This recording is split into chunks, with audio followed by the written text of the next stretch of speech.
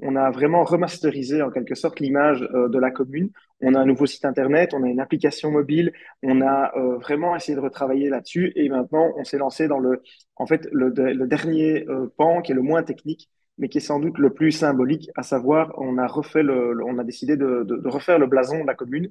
Donc on a un blason communal qui n'est pas historique, quoi. C'est pas un vieux truc qu'on a hérité du passé, pas du tout. C'est vraiment un blason qui a été réalisé à l'issue d'un concours. Et donc, il n'avait pas de caractère historique. Donc, on s'est dit, c'est plus facile encore de le modifier. Et donc, on a fait travailler une agence de communication sur le sujet. Ça ne nous a pas coûté grand-chose, hein, sur un budget pour redéfinir l'image graphique de la commune de 4 000 euros. Donc, c'est vraiment pas quelque chose d'onéreux, mais qui va nous permettre de faire entrer la commune dans le 21e siècle.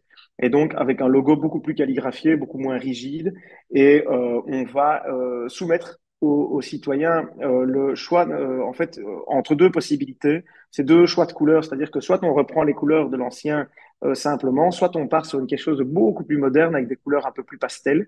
Et donc, on va proposer dans le bulletin communal à nos citoyens neupriens de voter pour le blason de leur choix, le logo de leur choix. Il y aura une double page dans le bulletin. Une page, ce sera l'explication historique et aussi l'explication des couleurs, parce que les couleurs, elles représentent des valeurs dans les blasons.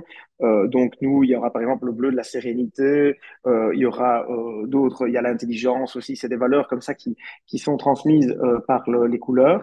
Et on laissera aux citoyens le choix. Et alors pourquoi le bulletin communal? C'est parce qu'on voulait qu'il y ait que les Neupriens qui choisissent.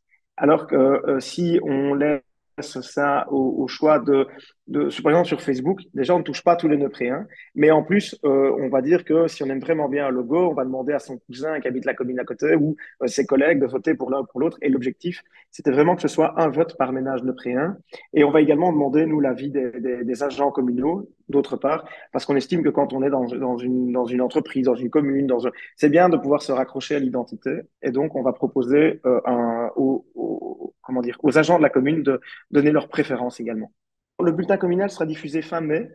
Donc, à partir de la fin mai, les citoyens auront entre 5 et 6 semaines en fonction de la date de distribution dans les boîtes aux lettres pour voter pour le logo de leur choix. Et donc, il suffira de cocher une petite case dans un talon de réponse qui sera dans le bulletin communal et le ramener dans un des bâtiments publics, donc pas nécessairement à l'administration communale, mais dans les autres lieux pour qu'on puisse comptabiliser ça.